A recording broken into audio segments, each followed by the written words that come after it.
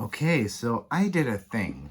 Um, a couple of like months ago, maybe it's already even a year ago, I don't even know. I saw Julie from Peekaboo Rose post a video about how she created her own tarot deck with Jasmine Beckett Griffith art. You know, the big-eyed gothic girl art. Because most of Jasmine Beckett Griffith's art is available and to be used in the public domain for free. So I was like, ooh, that's really cool. Let me check that out. So I did. And I immediately thought, but wait, I already have a Jasmine Beckett Griffith tarot deck, namely the Beautiful Creatures Tarot, that I really like already. So I don't really need another one.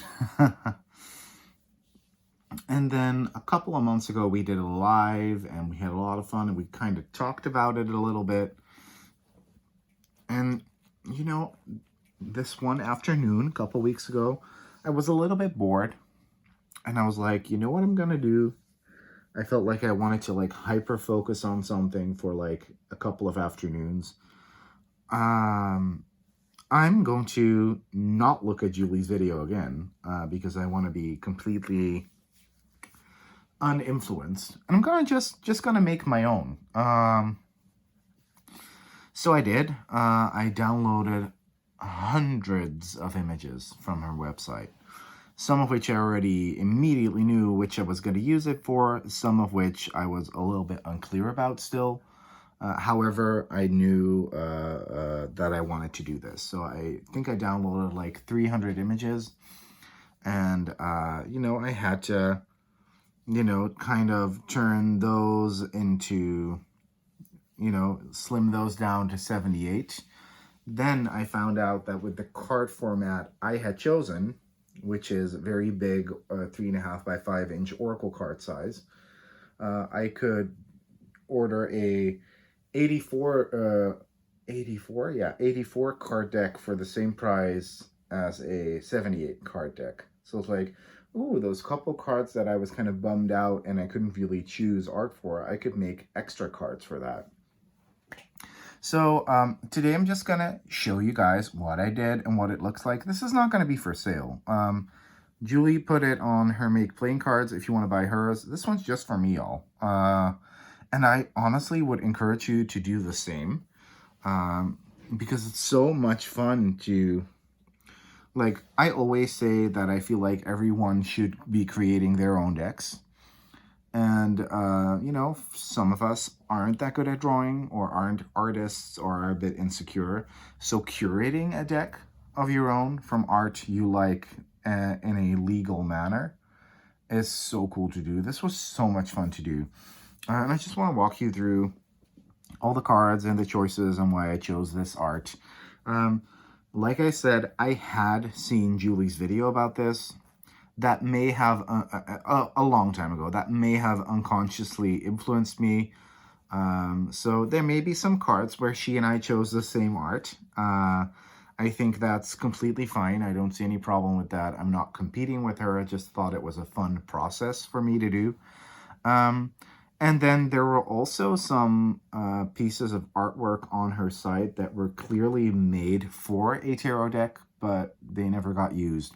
For example, or at least, or I haven't seen them in a deck before. For example, this first card, the Fool card, was specifically ascribed to a tarot deck of someone. I forgot the name. I don't have all... I had to delete all the pictures because my phone was full, y'all.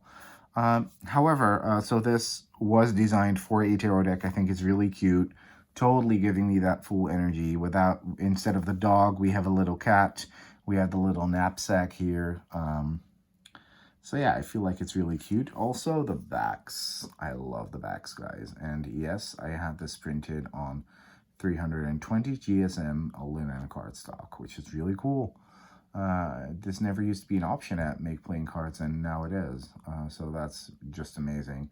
I love these backs. I mean, come on now. The Magician is actually the same as the one in the Beautiful Creatures Tarot. I just really love it. And this deck is really giving me all the Halloween vibes I need. So yeah, Love that art. And I don't know, like I always felt attracted to her art. This High Priestess also was specifically mentioned as being a design for a tarot card. All the symbolism, Rider-Waite symbolism is in there as well. So it just felt very apt to use that. Same with the Empress. This is also a tarot card design. Now, I didn't rename. I love renaming cards, as you guys may know. I didn't rename that many here, except for the Emperor, which you will see in a bit, and then all the kings. So the Emperor is called the Monarch, and all the kings are called Monarch of Pentacles, Monarch of Cups. Yeah? I thought this was kind of that stern Elizabethan vibe. You know, you could also use this for the Empress, but I think these two look really good together. And I get more of an Emperor energy off of this card. So for the Hierophant, I have seen this art before. I believe it is also used somewhere in the Beautiful Creatures Tarot or in another Jasmine Beckett Griffith deck I own. As a matter of fact, a lot of the art in this deck is in decks by her that I own. I do love that we kind of get, this is very much like Mer Dragon energy, but I'm getting a very papal feel from this, so that's why I chose it.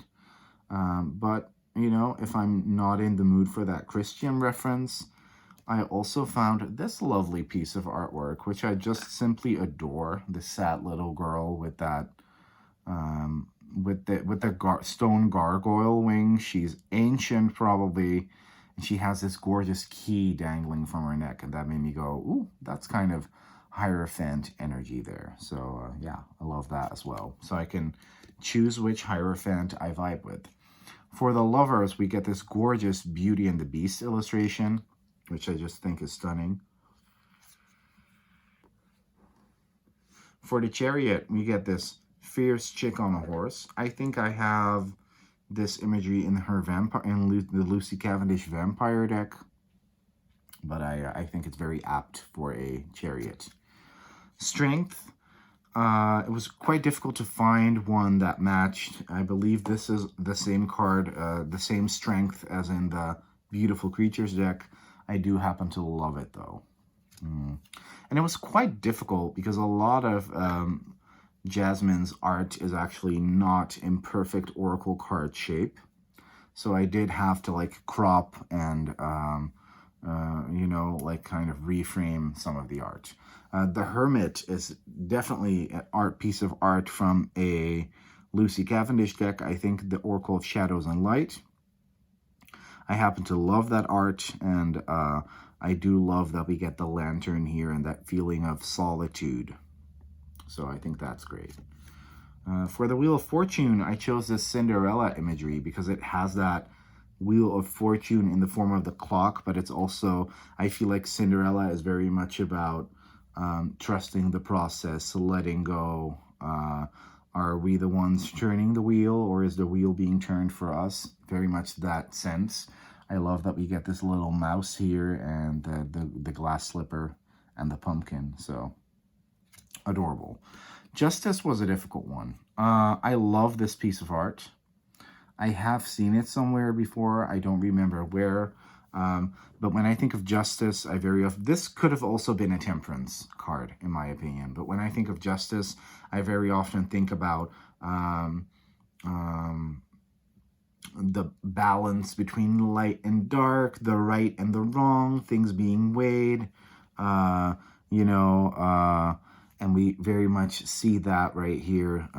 It's almost like night and day, that difference, and I do think it fits, and I think it's a stunning image at that as well.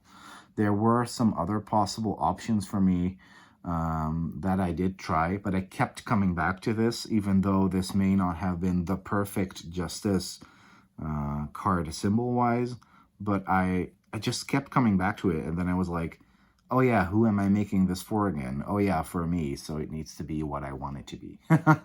And that's what's so much fun about creating your own decks, even if it's just for you and no one else. The Hanged one, This one's definitely also from the Beautiful Creatures Tarot. I love it. I love this illustration. I think it's stunning. Death. Now I have two options for death.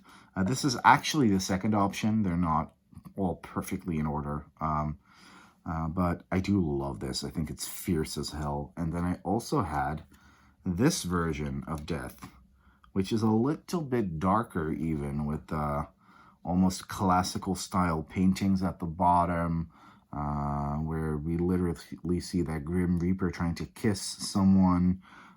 There's a lot of stuff going on here, and we have this Angel of Death with her sight. So I do love that. So I don't know which one I love better. Temperance is an interesting story. So this piece of art is called Dress of Alchemy. As a matter of fact, in the Shadow and Light Oracle, this is the box cover for the Australian and Dutch version of the deck, and the title of the card is also Dress of Alchemy. And Temperance to me is very much about alchemy. In the Thoth, it's called art because it's about the art of having enough moderation to create that perfect blend of the elements of earth, water, fire, or especially water and fire. And I do love, so it's not even, I love this artwork, and I do think it kind of represents an alchemist, and it does kind of represent a temperance feel, because these are angel wings, and we do get that sense of liquid in that bottle. It's a three-headed bird preserved in alcohol, I presume. But it's more so even the title of the artwork that made me go, yes, that's going to be my temperance card. The Devil. I think this is absolutely stunning. This was another pre-designed tarot card thing that just appeared out of nowhere, and that made me go, yes, this was obviously made for a tarot deck, and I want it to be in mine. I think it's stunning.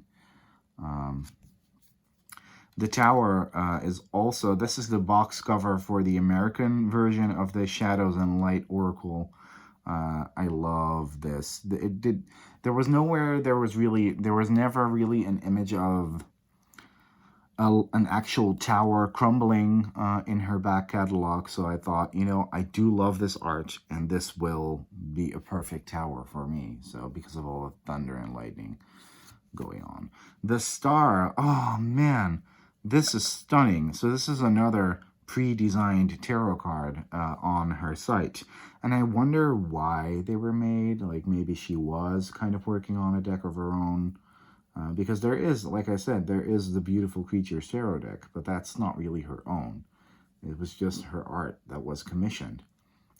This kind of feels like maybe she started at some point but never finished, or something like that. But this is just stunning. And what's really cool, you can never really tell through video, but and not even on some of her oracle cards, but when I was working on this, sometimes I zoomed in very far, and all of this is like very old school hand painted. I always thought it was like digital work, and maybe she does have some, but this is definitely not. So it's stunning, and it even comes across better on that linen. So I think that's really cool. Then we have the Moon, another tarot card on her website. Gorgeous, gorgeous work. So in these tarot cards, you do get that typical symbolism. So we get the what's it? Is it a crawdaddy? Is it a crab? We get the two wolves. We get the pillars. We get the moon. So I think that's really dope. For the sun, I chose this little bubbly image. I think it's absolutely perfect with the sunflowers and the bees, and it gives me that feeling of positivity, joy. Then we get Judgment. I believe this is also in the Beautiful Creatures Tarot, but in a different position, and I don't remember which, and I'm not curious enough to grab my copy of it right now. But I do love this artwork. I always have. And I do kind of feel, instead of the horn, we get the lute, but this is a lute, right? Or a harpsichord. But I do think this is kind of that angelic calling energy. And then we get the World. So this was another predetermined tarot one. which I did like a lot. So I was like, I'm gonna use it. However, I did find one that I actually like a bit more, which is this one, where we sort of get that Three Sisters of Fate energy, Ouroboros, never-ending story, the beginning, the middle, the end, and then back to the beginning again sense. So I do like that a lot. I like them both, but Ace of Coins, we get this really cute pomegranate, like a really big pomegranate. I think that's perfect Ace of Coins symbolism. For the Two of Coins, it was kind of difficult to find one, and then I saw this and I was like, it kind of made me think of that balancing act that we see in the Rider-Waite-Smith. And was like, yeah, she is kind of struggling to hold on to these two. What are they even? In Pokemon, there was a Pokemon called Lanoon, and these animals kind of look like that. I don't know if they're badgers. They kind of look like badgers a little bit, with weird pointy snouts. But she's kind of struggling to hold on to them. So I was like, yeah, that is kind of that feel. The Three of Coins, another familiar piece of artwork that I do have in one of Lucy Cavendish's decks. I thought this was really cool. Three of Coins is very much to me about works in the Thoth. So I was like, yeah, this kind of signifies that to me, building that masterpiece. We don't really get to see that collaboration sense here. But, you know, since we are curating art for a specific purpose, you can't always find exactly the thing you want. But I did love this piece. I found it very earthy, and I thought the term work and masterpiece were definitely represented in here. So yeah. For the Four of Coins, I have two options. This was actually my second option, but I feel like I like it a bit more because this little goth girl is holding on to her candy corn cupcakes, and there's exactly 4 of them, and she's not willing to share. And then we have this one, which is a bit darker take on it. This is the art called, she has this Court of the Unseelie, the 7 Sins, and this is a card for greed, which, you know, could also be used depending on which mood you're in. I love this NASDAQ circle on top here. I think that's really, really interesting, that stock market circle. For the Five of Coins, obviously the illustration for the fairy tale, The Little Match Girl. It's one of my favorite fairy tales ever, guys. I love it so much, even though it's so sad, but this piece of art is just magical. For the Six of Coins, we do kind of get someone weighing their money, balancing the scales. I was kind of maybe thinking about using this for justice, but then I was like, nah, this feels like, it feels more like 6 of Coins here. Who is she going to give this money to? Is she going to keep it all? Are we the giver? Are we the taker? I think it's symbolized well. For 7 of Coins, we get that sense of patience, and, you know, we kind of feel like we're maybe doing some repetitive work, but it's for a good cause. And we get Alice, who's painting white roses red. For the 8 of Coins, we get the girl with the golden spinning hay into corn, I believe, or spinning hay or grain into gold. It's that fairy tale of Rumpelstiltskin where she has to really master that craft, and I thought that was an apt image for the 8 of Coins. For the 9, we just get this curious Alice in Wonderland-esque lady with her cat sitting in this lavish walled garden, enjoying all the luxuries of life. The 10 of Coins, we get the Disney princess family. I always see the 10 of Coins as, you know, it is abundance and the family and generational stuff, but it also kind of feels like the fake family a little bit, whereas 10 of Cups maybe feels more like the actual family. And I did feel like these, although they're like princesses and they're all together and maybe there's like, you know, abundance going on, they do also exude a little bit of bitchiness, which I like. For the Page of Coins, I chose this really cute little lettuce baby goth doll which I felt fit very well. And for the knight, this gorgeous little Bambi card. For the queen, this lady who's, I love the alchemical sense of water of earth, where we very clearly get those two elements in the card, and she's kind of conversing with these nature spirits, this green man-esque spirit right there. So I did like that a lot. And then we get to the first monarch, and we get this more adult, because all of these Lucy Cavendish pieces of art usually are little girls. And I tried to find, but it wasn't easy, but I tried to, at least for the monarchs, find more age appropriate, or at least a little bit, how do you say, a little bit more, you know, a little bit older looking ladies. Because she doesn't draw boys. She only did one once, that was Hansel, for the Hansel and Gretel fairy tale. But I do believe this is stunning art. For the Ace of Cups, I mean, do I need to say more? Water, emotion, intuition. It's all coming across to me very much.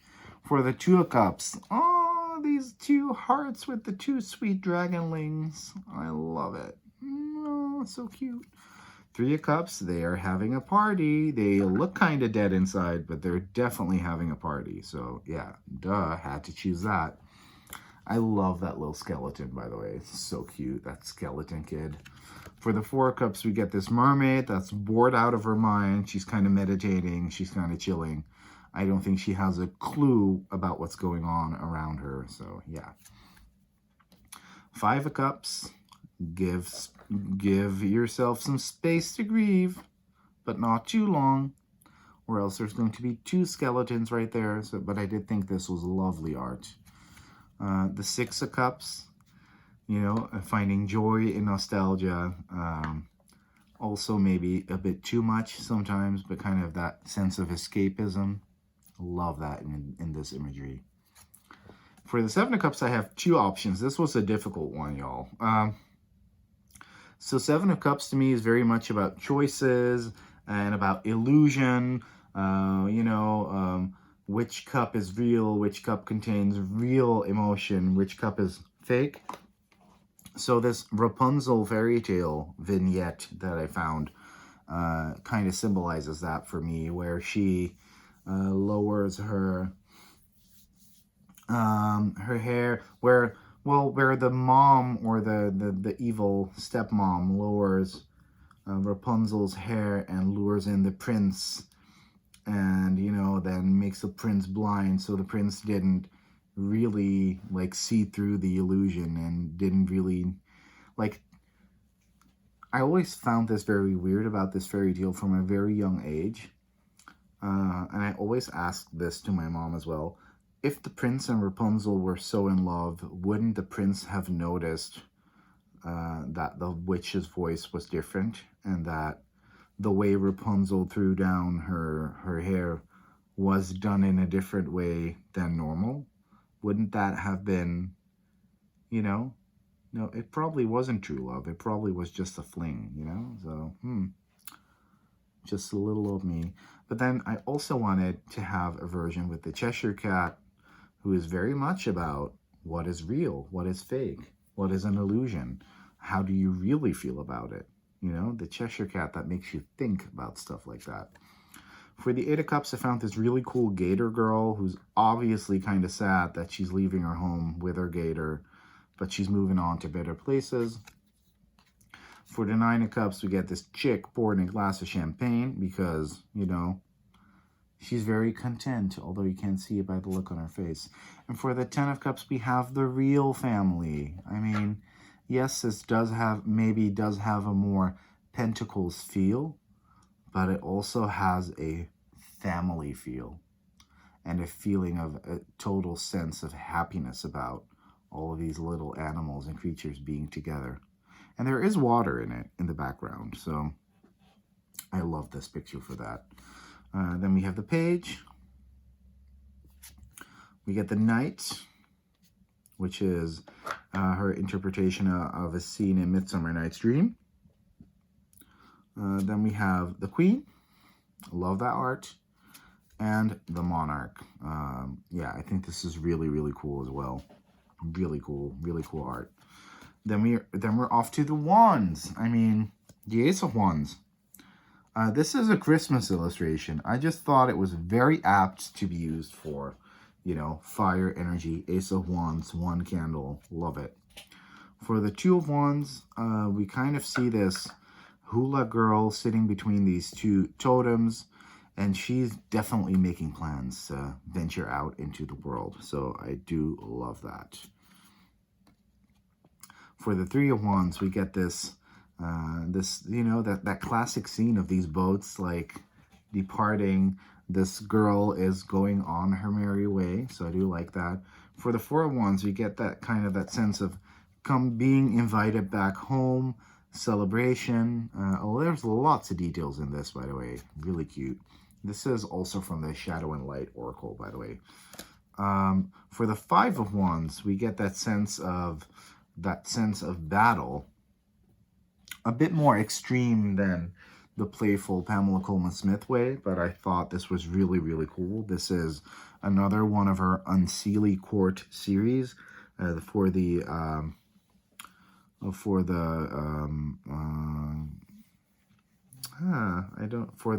one of the seven sins called Murder or Battle or War or something. I don't know. It's a cool series. Six of Wands, coming home victoriously. The guy's holding the flag. This is art I've seen before too. I don't know where exactly, in which deck. Seven of Wands I thought was really cool. We really get that sense of defensiveness. Eight of Wands, that was a difficult one. But then I saw this, and she has a couple of these with the little dragonlings with the dice. And there was one that had the number 8 on it. And, you know, normally that, you know, when you shake the dice and you throw them out, it's very much about that swift, focused energy. And so I thought this was very fitting, actually. For the Nine of Wands, we see this Lamia girl, and she's had it. Like, she's devoured so many men. And although she's very passionate about what she does, you know, she should probably take a chill pill and relax a little bit because, yeah. Then we get the Ten of Wands, and the Ten of Wands, you know, is, you know, you being proud, but also, you know, was it worth it? So we kind of get this Jeroen Bosch-ish inspired scene with this cracked egg. You know, like, you've gone on this passionate journey and you've made it till the end, but this egg that you were carrying with you this whole time does have many a crack in it. So was it worth it? That's always what I like to say. Then we get the Page of Wands, definitely that, like, youthful creative spark. We get the Knight of Wands with this dope ass Asian dragon, which I think is really cool. Then we get the Queen of Wands. I mean, she's kind of witchy. She's kind of like magical. I always see the Queen of Wands as like this really cool, powerful fire witch, and I think this is that energy. And then we get the Monarch of Wands. This was another one where I was like, yes, I found some art that is actually a bit more mature looking, and it's very giving me Queen of the Fire Kingdom. So yeah, or King of the Fire Kingdom, I should say. Ace of Swords, we get this girl holding this phone. These flowers are growing out of it. Swords is very much about thought, about communication, about air, so I thought that fit. The Two of Swords, now this was a lovely, this is the Pandora's Box artwork she did. And, you know, Two of Swords is very much about having a clear mind, making rational choices, which is obviously not what Pandora did, but still I thought, you know, that contrast was kind of cool. For the Three of Swords, we get this heart with the nail in it. For the Four of Swords, we get this girl, you know, resting a little bit, you know, and this guy, or this ghost of this guy, is kind of looking at her like, "Bish, what you doing?" She's just chilling, ordering her thoughts. For the Five of Swords, we get, you know, that sense of defeat with this angelic being stabbing the sword into whatever is down there, this creature. For the Six of Swords, we do get that sense of, you know, moving away from the situation. We very much get that aquatic feel, you know, traveling by boat.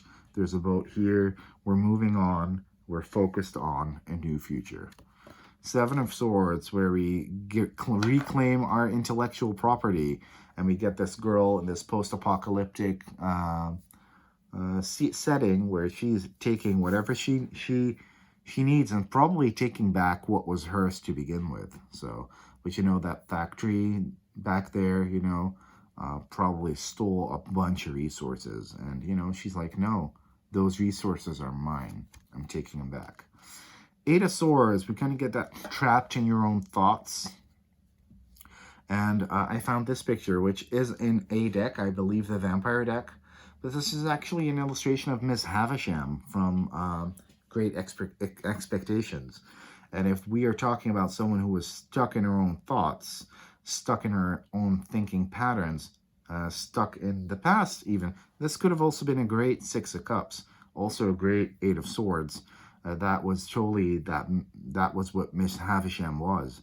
She was stuck in the past, so, and stuck in her own head. For Nine of Swords, we we get another one of those Unseelie Court images. This is for Sloth, which I think is kind of cool.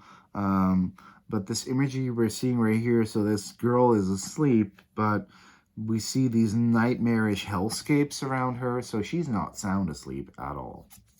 And then for the Ten of Swords, I found this. Ten of Swords is very much about finality, about endings, about, you know, killing your darlings, about killing off your thought process because you need to start a new one, and this one's old and stale and completed. And I love that we have that owl here. That owl is very much representing death of an idea, but also wisdom and intellect. We get that crown of thorns stabbing into the head. Yeah, I love that. Love that I found that. For the Page of Swords, we kind of get this cool dragon girl. We kind of get that snowy, airy, wintry sense. For the Knight of Swords, we get this unicorn lady. I love unicorns in the Suit of Swords, so I had to have one in it. And yeah, she doesn't look as active maybe as a Knight of Swords should, but whatever, you know. Once again, we're curating art. We're not creating art. And then for the Queen of Swords, I have this vampire-esque lady holding this dead guy, which is kind of more reminiscent of the Thoth Queen of Swords, which is total badass bitch. But I also wanted to have Kali in here as the Queen of Swords, so I chose to have her in here as well. And then for the Monarch, we get this this wolf master. Wolves stand for wisdom in a lot of spiritual traditions, and she's obviously mastered the wolf, so she's the master of her wisdom, of her thoughts. And that was my my attempt at curating a deck with Jasmine, Beckett, Griffith art. You can do the same. It doesn't cost you anything except for the printing costs. And you can have that be as expensive as you want or as cheap as you want. So these jumbo Oracle size cards are quite expensive, but I really wanted to have them on there. But, you know, a smaller size card can go as cheap as $20 per deck, which is pretty cool. I hope you guys enjoyed it. I'm going to tag Julie in this because I want to see what she thinks. And love y'all. Bye-bye and good night.